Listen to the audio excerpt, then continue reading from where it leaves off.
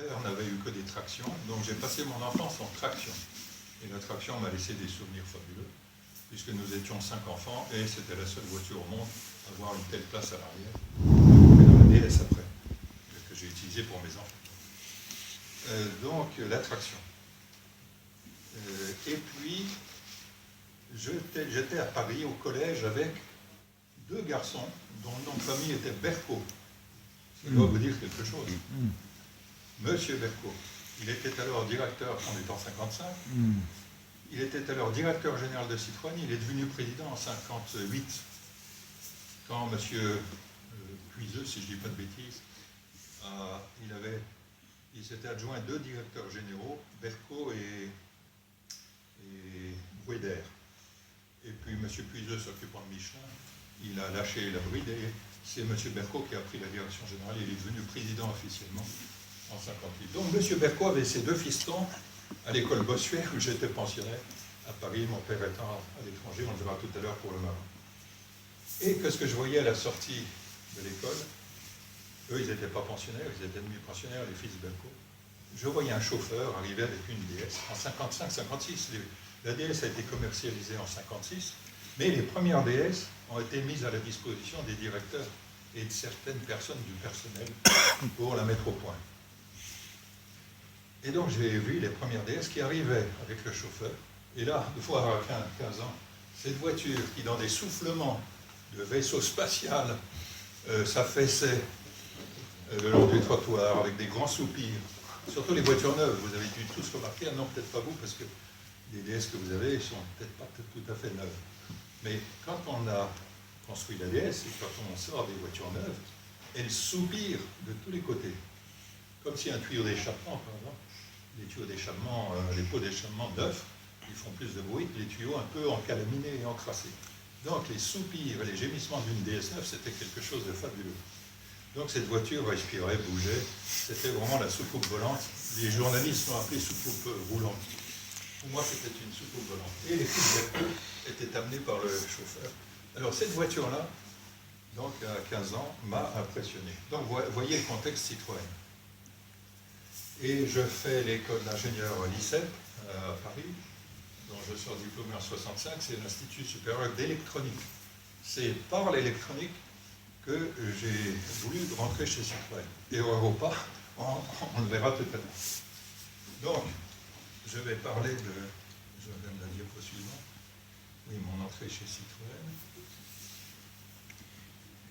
Donc, pendant mon service militaire, entre 65 et fin 66, je réfléchissais à ce que je ferais.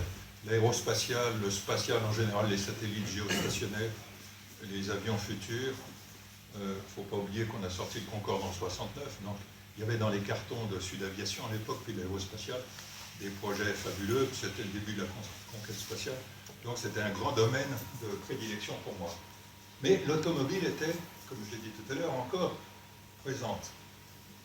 Alors, j'ai lu dans la presse toutes les merveilles que l'on prêtait au bureau d'études Citroën en ce qui concerne l'arrivée de l'électronique, pilotant l'hydraulique.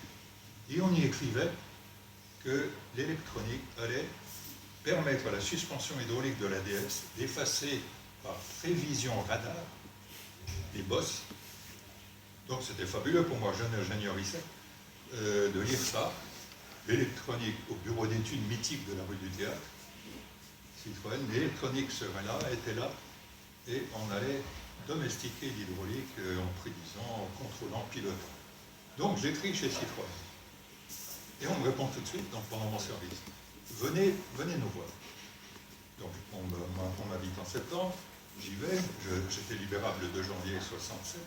Septembre 66, je vais à Javel, qui existait, l'usine de Javel, où on fabriquait la DS. Et je suis reçu, puis on dit, monsieur, voilà, vous signez là, vous commencez le 2 janvier. Donc, pas tout de suite. J'étais stupéfait parce que pas de test, pas de rien.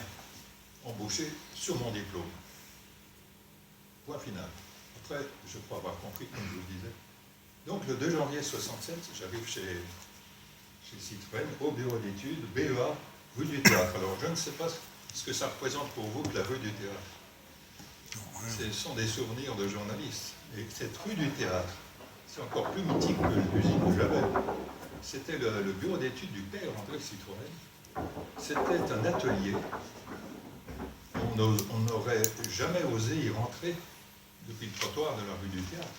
C'était des toits d'usine en bois, des poutrelles métalliques, des charpentes en bois, enfin un garage.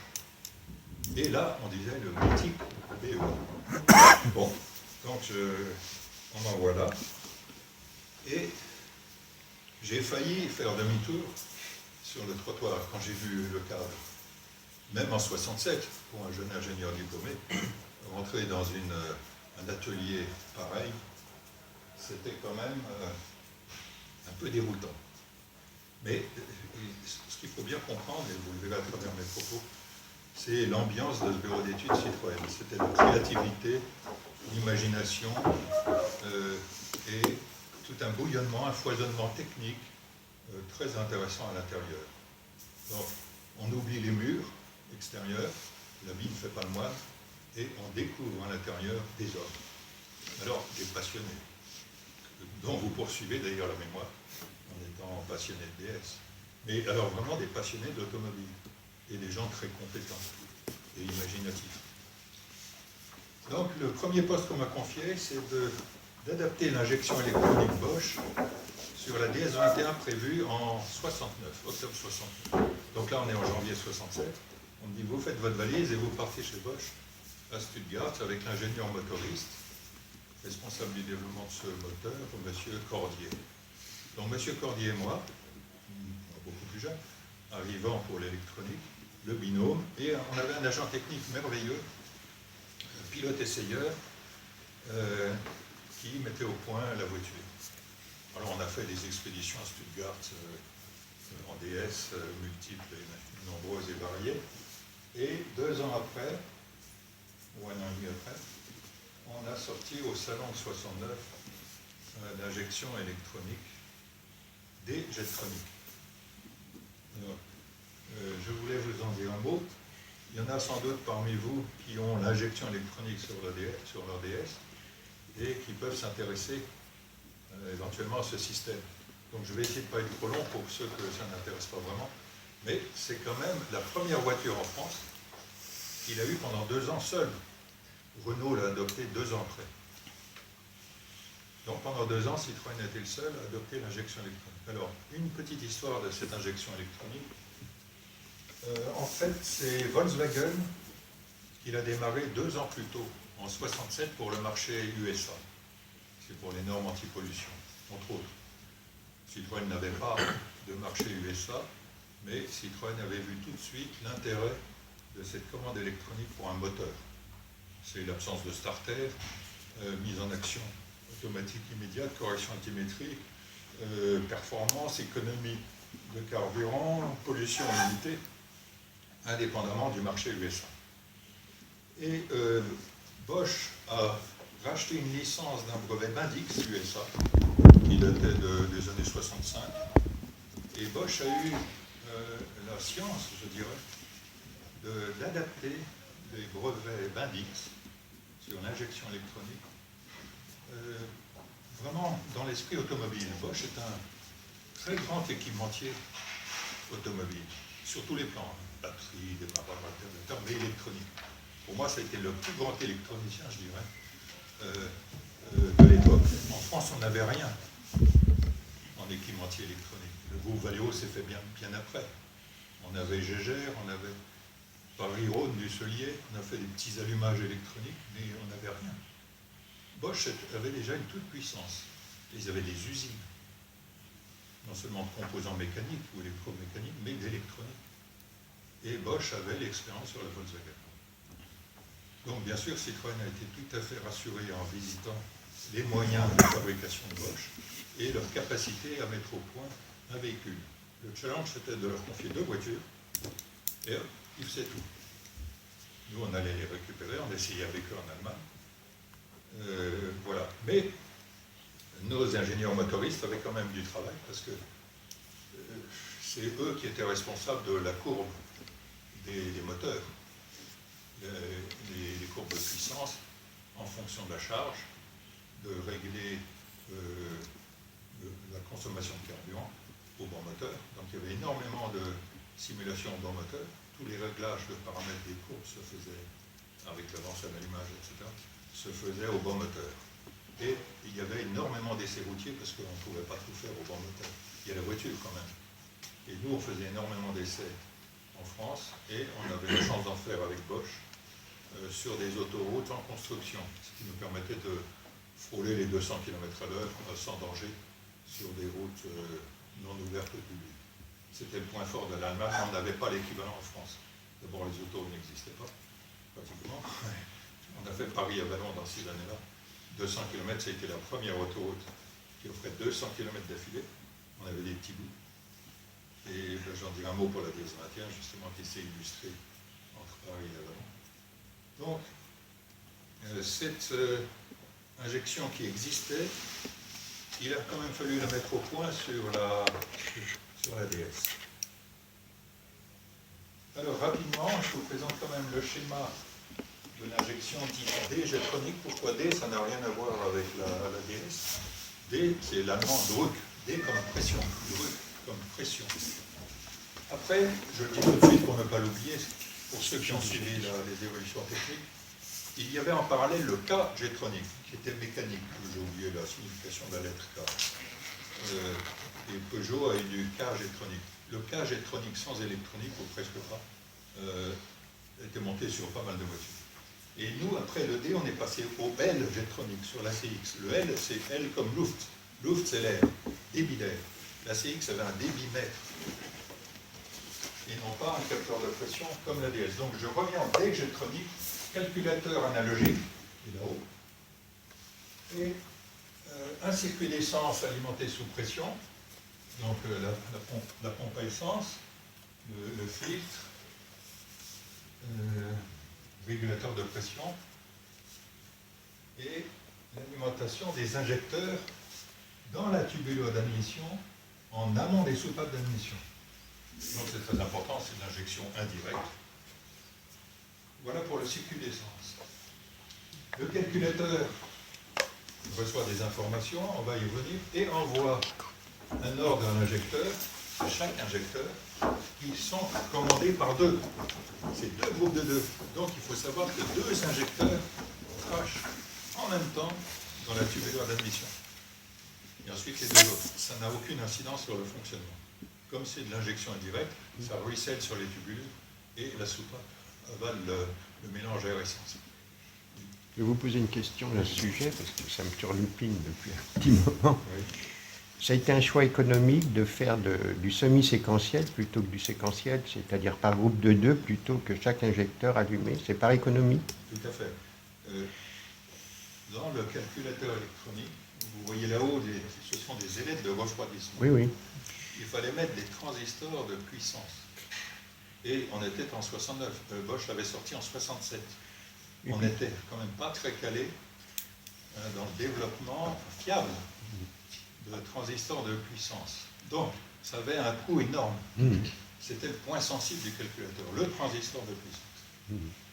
D'en mettre deux sur le même transistor, deux injecteurs, je dis, c'était pas beaucoup plus cher pour le transistor. Mais deux transistors un peu plus puissants que quatre moins puissants d'électricité, je parle en courant, ça coûtait quand même beaucoup moins cher. Le calculateur, il y avait moins de circuits imprimés, moins de faisceaux, donc ça, puisqu'ils étaient commandés en parallèle. Donc c'est pour des raisons économiques. Et les motoristes, qui avaient aussi quelques doutes au début, ont très vite confirmé, parce qu'en mettant au point, nous avions les commandes, comment vous appelez ça? Enfin, un par un. Oui. Oui. Séquentiel. Séquentiel. Mais on n'a jamais vu la différence au niveau des résultats puissance moteur. Oui. Donc les motoristes ont été convaincus. Mais la question s'est posée au départ avec un doute. Et Bosch était déjà convaincu, ils avaient l'expérience. Oui. Mais nos motoristes l'ont vérifié. Donc on n'a jamais eu de regret, c'est toujours resté comme ça. Deux groupes de deux. Oui, parce que dans le contexte en 69, les composants électroniques valaient cher encore. Ben oui, ça coûtait une fortune. C'était le début de l'électronique automobile. Ah ben alors, justement, je vais empiéter sur mes anecdotes. on voit très vite qu'à cette époque-là, l'électronique et l'automobile, la mécanique automobile étaient totalement incompatibles. Ça ne pouvait pas marcher. J'en dirai un mot tout à l'heure. C'est pour ça cette injection électronique de Bosch, hein, c'est pas Citroën qui l'a inventé. Mais Citroën en a vu tous les intérêts, il y a cru, il l'a fait 2 ans avant tout le monde, en France. Mais je ne pourrais pas, je pourrais en parler pendant des heures, mais je ne le ferai pas, ça vous ennuiera, d'adapter une injection électronique avec tous ces capteurs, tout le faisceau, sur une voiture dans un niveau mécanique, dans une ambiance mécanique et dans les garages. J'aime mieux vous dire qu'on nous prenait pour des farfelus. Ça c'est très mal marié, l'électronique et l'automobile, toujours. Et même maintenant, il y en a beaucoup trop. Je vous raconterai des anecdotes d'ingénieurs de la Garenne, le bureau d'études de Peugeot Citroën, revenant un lundi matin de fin mars, disant j'ai pas pu régler l'heure sur la voiture que j'ai prise ce week-end. Parce que comment voulez-vous régler l'heure dans une voiture aujourd'hui? Quand vous avez fait l'automobile des années 60, avant où nos pères ont tous eu un bouton pour mettre la pendule à l'heure. Aujourd'hui, qu'est-ce qu'il faut faire? Vous êtes informaticien. Il faut entrer dans un menu, il faut aller chercher des trucs. Comment je règle l'heure? Sur la C8 que j'ai, il faut entrer dans paramètres internationaux. Comment voulez-vous que j'explique ça à mon épouse? Quand je dis, mais ta montre n'est pas à l'heure. Je dis, oui, mais attends, j'en ai pour une demi-heure à la mettre à l'heure. Alors on attend le changement d'heure suivant. Non mais, c'est pour dire, ne soyez pas choqués de tout ce que je dis. Moi j'ai quand même fait 38 ans et demi. Dans ce groupe, j'y suis resté. Mais l'électronique et l'automobile, ça ne va pas du tout. Plus dur. Et moi, vous aurez de l'électronique sur une voiture. Mieux vous porterez. Donc ça, c'était une usine. Bonjour. Un gaz extraordinaire, mais très simple, puisque entièrement statique, puisque justement, la seule pièce qui travaille, pratiquement, à part la pompe à essence, c'est l'injecteur. Tout le reste, c'est statique. Alors, il y a 2 informations fondamentales pour faire marcher l'injection. C'est la vitesse moteur, le régime moteur, qui est donné par l'allumeur. Il y avait un allumeur Bosch spécifique qui commandait l'aiguillage des 2 groupes d'injecteurs, qui donnait le top par rapport aux points moraux du vilebrequin, évidemment, puisqu'il donne l'allumage, et qui donne la vitesse par les impulsions. C'était un déclenchement magnétique. On avait enfin supprimé le rupteur. Mais c'était révolutionnaire en 69, chez Citroën du moins, parce que chez d'autres ça existait. Mais Citroën n'avait jamais voulu entendre parler. Parce que quand on arrive électronicien, et qu'on avait lu, ah oui, j'ai oublié de vous dire, quand on a lu dans la presse tout ce que je vous ai dit, j'ai complètement oublié de vous dire que quand je suis entré dans ce fameux bureau d'études, tout ce que j'avais lu sur la fameuse électronique pilotant l'hydraulique, ben c'était complètement faux. Ça n'a jamais existé. Il n'y avait pas la moindre électronique chez Citroën. Zéro.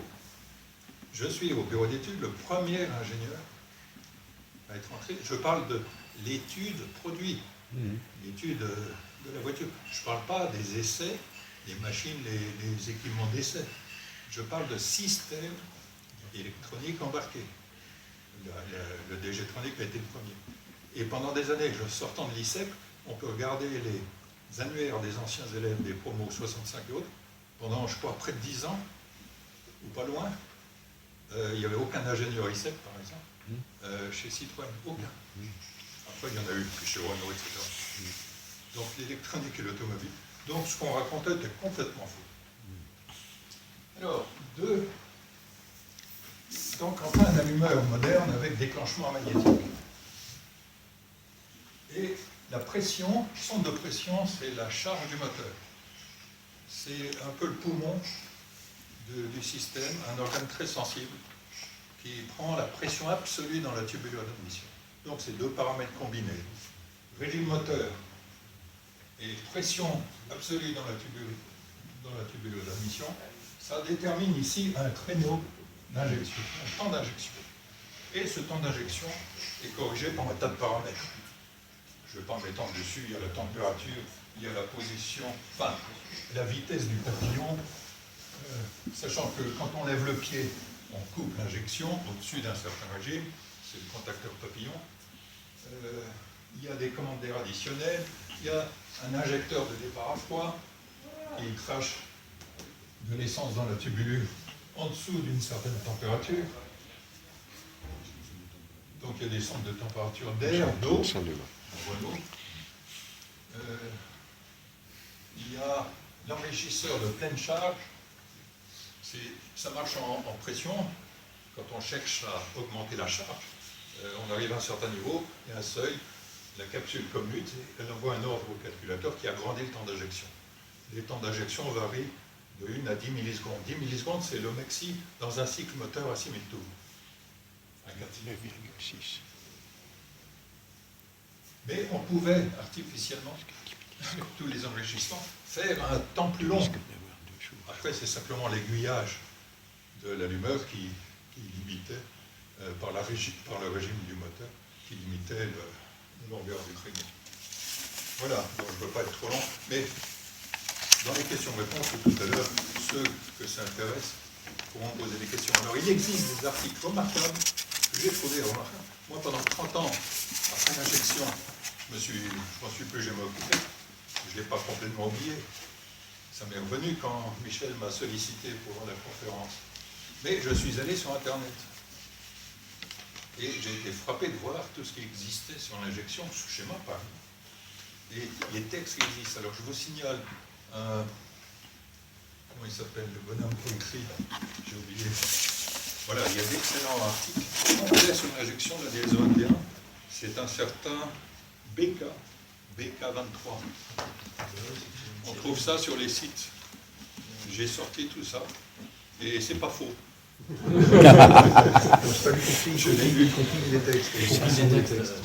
C'est un site. Voilà. C'est Donc, moi qui la connais, de quelqu'un qui écrit. Ah oui, d'accord. Il y en a un autre qui s'appelle Oui, mais il n'y a pas la référence. Salva. Salva, il a écrit un tas de trucs. C'est les deux meilleurs que j'ai trouvés sur l'injection électronique DS. Salva et BK. Voilà. Bon, on ne veut pas être plus long sur l'injection, mais on pourra dire beaucoup.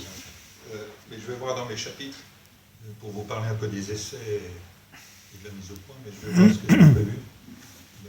Ah oui, bah alors là j'ai prévu questions-réponses. J'ai prévu questions-réponses, monsieur en a posé une. C'est le moment sur l'injection, pour pas qu'on l'oublie. Donc cette histoire de détecteur de radar de la route, c'est aussi... Complètement faux.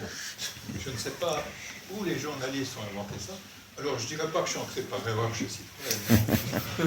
Parce que, oui, puisque moi, j'y suis resté. Et en voyant ces bureaux épouvantables, je ne savais pas encore que ça ne se passait pas derrière. Mais peut-être qu'en voyant ces bureaux épouvantables, je ne voulais pas rentrer. Et sachant que ça ne se passait pas derrière, je pense que je ne serais pas rentré. Mais je ne savais pas que ça ne se passait pas derrière. Les bureaux épouvantables, on peut... J'exagère un peu, là. Et aujourd'hui, moi j'ai des jeunes, bon, ils sont rentrés dans l'activité. Jamais ils seraient entrés dans un truc comme ça. Vous voyez un atelier, le garage sous le camp, là ici les moulineaux qu'on veut démolir parce qu'on fait de beaux quartiers. Un jeune diplômé, aujourd'hui, il n'y rentre pas. Ça n'a pas duré longtemps aussi, ces bureaux. Ils ont évolué, j'imagine. Ben, moi, je ne suis allé qu'en 68, après les grèves. Non, en 69, parce que l'injection, je l'ai faite entièrement rue du Théâtre. Dans les années 70, à Vélizy-Villacoublay. Et donc, je suis resté quand même une dizaine d'années. 67 à... Ah non, pas une dizaine d'années. Je ne me rappelle plus exactement la date d'arrivée. Mais là, j'ai un collègue plus jeune qui est entré en 77, lui. Ouais. Moi, je n'ai jamais vu rue du Théâtre. Non, mais toi, tu es rentré à Vélizy, ouais. Et en 77. Oui. Oui, mais ça existait depuis quelques années. Oui. Bah, Vélizy, ça a commencé en 68. Oui, en 68, il y avait la carrosserie. Les utilitaires, oui, tout ça. Mais pas les études mécaniques. Bon, Je devais rentrer enfin, à donc, Vélizy, non, mais une fois à l'intérieur, quand on découvre la richesse des hommes, des mécaniciens, et les voitures, et les idées, mais j'en dirai un mot par les travaux qu'on a fait. Bon, on oublie les bâtiments dans lesquels on est. Il n'y avait pas eu une histoire en Angleterre sur une DS, testé en Angleterre avec des radars? Parce que j'ai bien vu ça. Moi. Le radar pilotant quelque chose. Justement, c'est une histoire d'identicité. L'antenne de courant, personne n'a... J'ai jamais eu connaissance de ça. Vous pensez bien qu'au bureau d'études, On l'a reçu parce que toutes les idées des inventeurs, qui sont anglais ou autres, on les recevait au bureau d'études.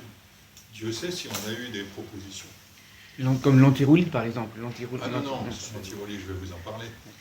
Non, ça c'est putain, Sylvain. l'antirouille. L'antirouille, Nom de mais Dieu. j'espère vous intéresser avec ça. Et notamment Monsieur Magès. Bon. Voilà. Donc, on pourra revenir après au... S'il vous plaît. Oui. Et entre la 21 et la 23, il y a une évolution Voilà une du bonne système. question. J'y réfléchissais avant de retrouver Michel ce matin à CDS 23. Et ben, c'est une colle pour moi, je ne m'en souviens même plus. Merde. J'étais tenté, parce que je m'étais dit, mais on peut poser la question, la DS 23. Je serais tenté de dire de mémoire que non, il n'y a pas de différence fondamentale. Mais j'avoue que je n'ai pas creusé le sujet. Mais je ne vois pas, parce que personnellement, ayant fait l'injection de la DS23 aussi, Ah. oui, ben oui, DS23, Ouais. franchement, vous voyez, j'ai pas du tout moins de souvenirs qu'on ait fait la moindre modif. Et la carte Non, est la ça- même. Alors justement, ça, c'est l'adaptation des motoristes dont je vous parlais. Ouais. Ça, c'est le travail oui, que l'on fait maison, aussi bien chez Bosch que chez Citroën.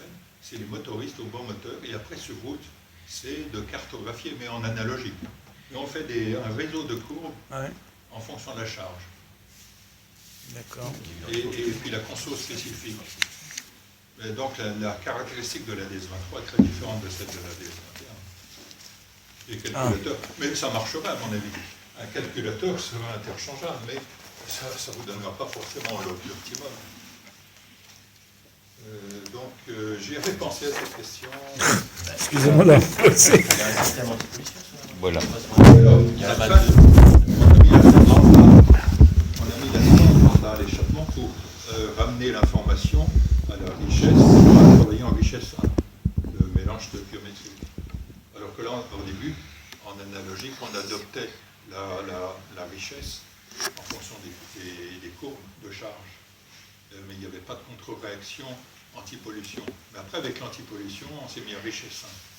Ce qui est dommage parce que, mais c'est mieux pour la pollution. Ce qui est dommage parce qu'on ne travaille pas en mélange pauvre. Le rêve de nos motoristes, c'était de travailler en mélange pauvre pour la c'est normal. consommation. Mais ce n'est pas optimal pour certaines émissions. Hmm. Il vaut mieux mettre un peu de... réenrichir un peu. Donc on n'a rien trouvé de mieux que ce qu'on appelle le rapport stoichiométrique. C'est le 14 à 1, je crois. 14,7. Voilà, très bien, merci. Je suis sûr qu'il y aura des connaisseurs. Ça fait plaisir de voir qu'il y a des connaisseurs. Voilà, 14,1, rapport stoichiométrique. Donc, C'est le rapport entre la masse du carburant et la masse d'air idéal pour que tout soit brûlé. Voilà. Ah oui. Et c'est ce qu'il y a de mieux finalement. Ah oui, Mais oui. ce n'est pas la consommation mini. On peut Non, faire non. mieux. Oui, oui. Et alors les catalyseurs, voilà, et on le cramerait s'il n'avait pas. L'inconvénient des mélanges pauvres pour avoir trop d'économie, c'est que ça fait chauffer. Oui, Il y a un excès d'oxygène. oui, tout à fait. Donc c'est pour ça, le mieux, c'est mais alors la sonde lambda, je ne me rappelle plus quand on l'a introduite.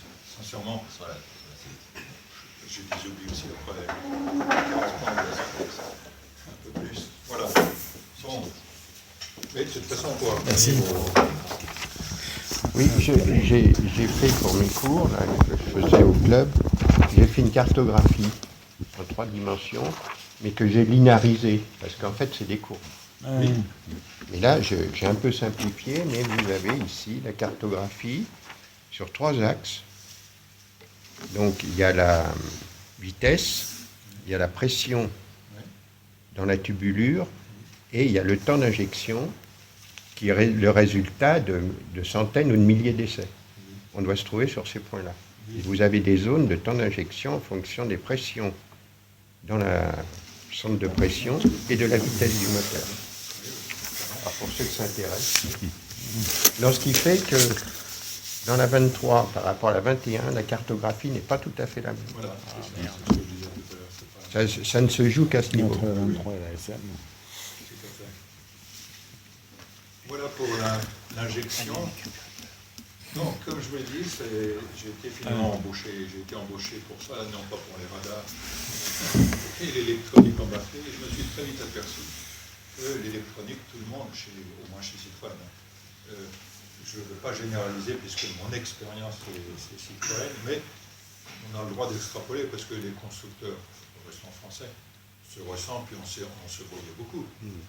Il ne faut surtout pas imaginer que les constructeurs sont ennemis entre eux, concurrents certes, mais pas ennemis. Et on a toujours eu tout le temps d'excellents contacts avec Renault, les ingénieurs. Je ne parle pas du commerce, je ne parle pas des études de style, non, je parle d'un ingénieur qui parle de l'injection.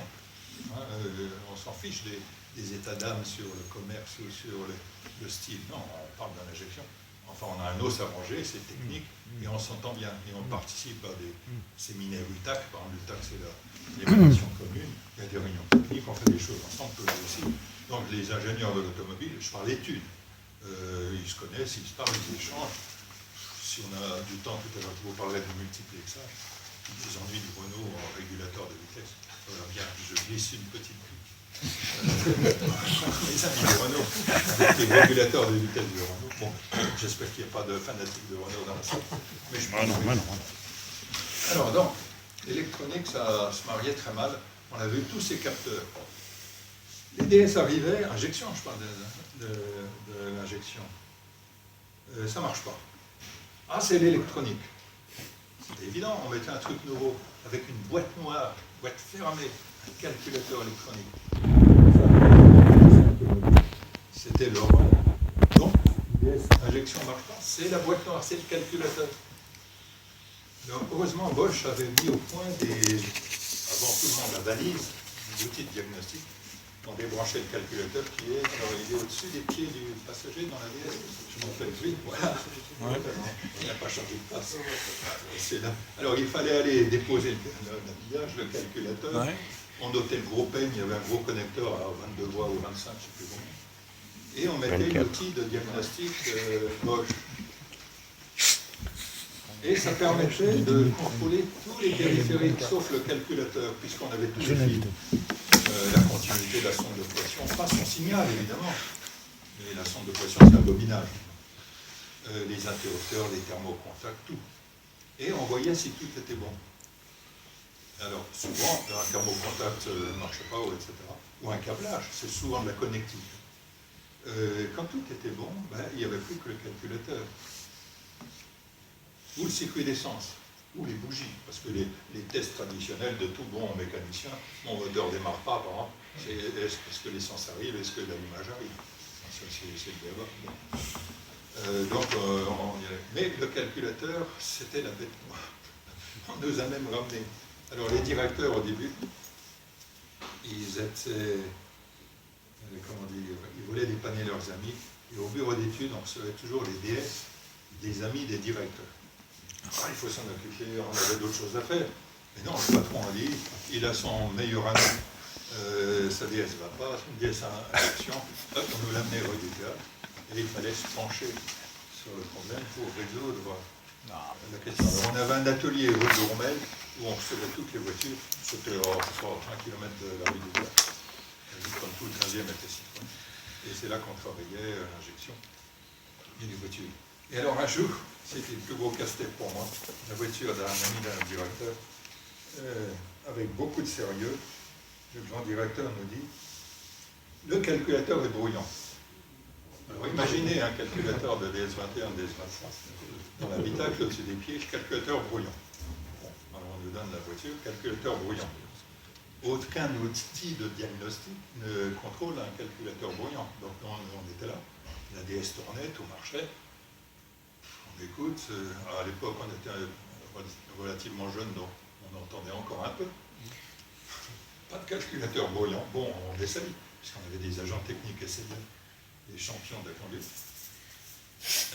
Ralenti, tout, couper le moteur, on descend pour le remettre, et toutes les configurations. Et on n'a rien trouvé. Ben on s'est dit, on va être emmerdé par le directeur pendant je ne sais pas combien de temps, parce que son ami l'a embêté, parce qu'un jour, je ne sais pas moi, il a dû cogner quelque chose. On va lui changer le calculateur. On le garde pour nous. Et on dit au patron, ouais, bon, ça y est, on a maîtrisé, on maîtrise, on a changé le calculateur, tout va bien. On n'a plus jamais entendu parler de la voiture. Le calculateur, on s'en est servi, il n'était pas plus brillant qu'un autre. Bon, mais voilà, c'était l'électronique. Bon. Ah ben, j'étais déjà dans les anecdotes. Alors, quelques anecdotes, parce que je voulais vous en donner quand même, pour pas que ce soit un cours magistral, notamment sur l'injection. Mais après, il n'y a plus de cours, c'est mes études sur DS. Alors, que vous dire sur... Oui, je vais en parler, mais l'antigite, c'est une étude. Je vais vous parler d'anecdotes croustillantes qu'il ne faut pas écrire dans la presse. Ah, mais c'est écrit là. C'est déjà écrit. Alors,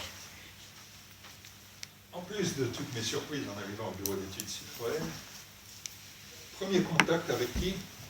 Non pas un chef de service, un responsable technique ou une équipe technique, non, un économe, monsieur l'économe.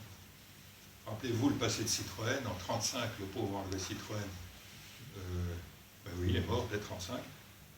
À la fin de la traction en 1934, Michelin reprend l'entreprise. Et pourquoi j'en parle, c'est l'esprit Michelin. Donc chez Citroën régnait un esprit Michelin. Monsieur l'économe. On n'avait pas de budget au bureau d'études Citroën. Moi, je n'ai jamais su ce que c'était qu'un budget. Crédit limité. Mais monsieur l'économe. Alors il vous donnait, ça n'existait pas. J'en ai pas gardé sur moi, un crayon papier. Donc le jeune ingénieur embauché, il voit monsieur l'économe, voilà, jeune homme, votre dotation. Vous avez droit à un bloc de papier et un crayon, grand comme ça. Quand le crayon sera usé, vous me ramènerez le petit bout. Et vous en aurez un second. On voudra bien vous le changer. Et quand le bloc de papier sera plein, vous le ramenez, qu'on voit bien, et puis vous en aurez un second. Voilà, première surprise. Faut s'y faire. S'il vous plaît, Oui. je suis rentré chez Total en 79. Entre Total, Michelin, Citroën, il y avait quand même une certaine connivence. Oui. J'ai vécu la même chose que vous. Encore en 79. Ouais. Ah bon. On m'a donné effectivement un crayon et on m'a appris à le tailler, Oui. d'abord. Oui. Très important. Et deuxièmement, effectivement, on avait le droit à un nouveau crayon que lorsqu'on ramenait l'ancien. Voilà. Voir s'il était bien usé. Ben, c'était bien l'esprit. Voilà. Et Donc, même Total, Michelin, Citroën, c'est à peu près la même. Oh oui, tout à fait. Et les gens de Michelin avec qui j'ai beaucoup travaillé, je vous le dirais, pour mon étude, puisque j'ai fait de l'avertisseur, de roulage à plat, ou sous-gonflage, ou de crevaison, comme vous voulez, avec Michelin, sur les pistes de Ladoux, près de Clermont-Ferrand. Et mes collègues de Michelin, ils disaient, oui, mais nous, le crayon, il faut le ramener, il faut ramener le petit bout, mais il faut avoir taillé votre bout aussi. Voilà. Ah, mais c'est vachement important. Avoir pas tourné. Vachement important. Chez Ah, les Michelin, pauvres alors, malheureux. Je ne sais pas si c'était une Ah non. caricature ou... Moi, je suis rentré à Single Boy Chez Citroën, Meringue on dans les disait, mêmes. bon, C'était quoi, 77. Moi, j'avais droit à des Rotring tout neufs dès que je les demandais. Hein. Ah ouais, mais ça, c'est scandaleux. ça. Mais c'était Monaco. C'est scandaleux, c'est scandaleux. Non, mais pendant ce temps, C'est pas de l'énergie renouvelable. non, mais pendant ce temps, les grands seigneurs du bureau d'études, c'était ce qu'on appelait les projeteurs, les dessinateurs. Ah ouais, bien sûr. Avec tous les rangs, évidemment. Bon, un projeteur, c'était un grand seigneur. Et il faisait du dessin à la planche, avec des rotings et tout. Et comme c'était les grands seigneurs, ils avaient droit à tout. Bien sûr. Bien sûr. Non, mais Ah oui, je ne bien sais pas sûr. dans vos carrières ce que vous J'étais avez un grand connu, seigneur. mais Ah, je vous c'est vrai, assure c'est que vrai. l'ingénieur, Il a raison. d'abord autodidacte chez Citroën en 67, beaucoup plus que diplômé. J'en dirais un mot pour M. Paul Magès. Bon, ingénieur diplômé, bon, à la rigueur, on nous regardait avec des yeux un peu ronds. Qu'est-ce qu'ils ont bien pu apprendre à l'école? Parce que l'automobile, ça s'apprend là, sur le tas. Mais il y avait deux races de seigneurs, entre guillemets. C'est les dessinateurs projeteurs et puis les agents techniques essayeurs, metteurs au point, pilotes. Pas forcément du service essai. Les cadres, on ne mettait pas le ticket dans la pointeuse.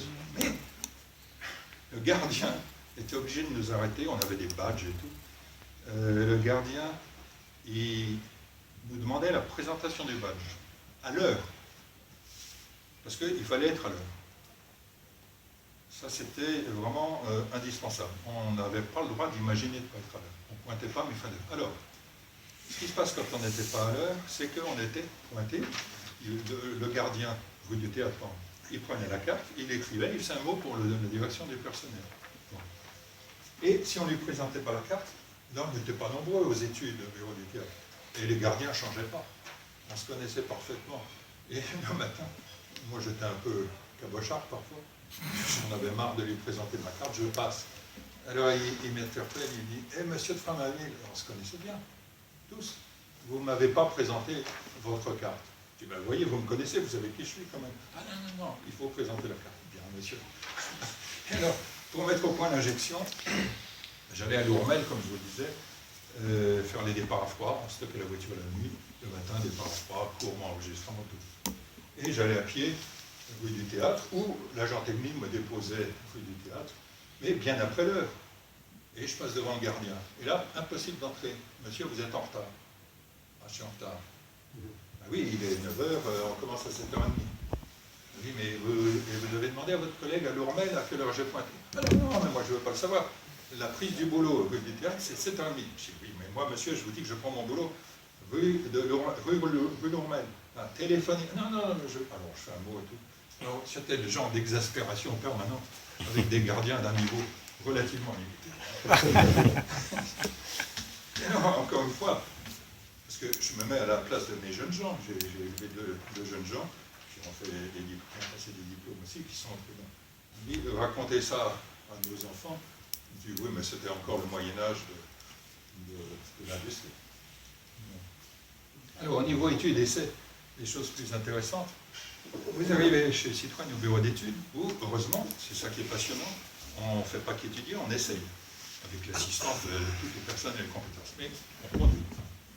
Alors, monsieur, vous avez un permis de conduire? Ah oui, oui, on est très fiers d'avoir un permis de conduire, on planche ici. Bon, ben, ok, vous le mettez dans un tiroir, on va apprendre à conduire. Ah bon? Oui. Alors, là, c'est très marrant. Il y avait 2 échelons. Alors, il faut savoir qu'il y avait que la 2 chevaux et la DS chez Citroën. Pratiquement, j'oublie les amis, je sais pas quoi. Pour moi, il y avait que 2 voitures. Le 8 cylindres et le 4 cylindres. Moi, quand je suis entré, je n'ai pas pu acheter de voiture. Il n'y avait rien pour ma famille. 2 chevaux, bon.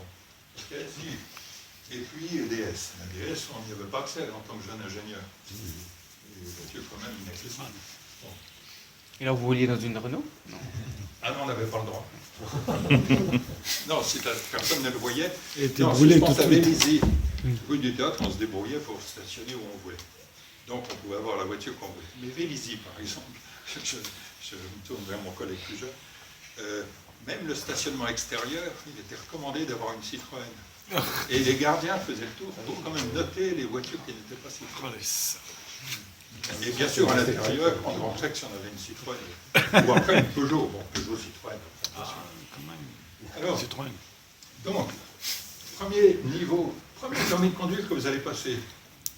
On vous emmène à Montlhéry. Ah bon, Montlhéry. 2 chevaux. Ah bon, à 2 chevaux, moi je ne voyais pas beaucoup d'hydraulique.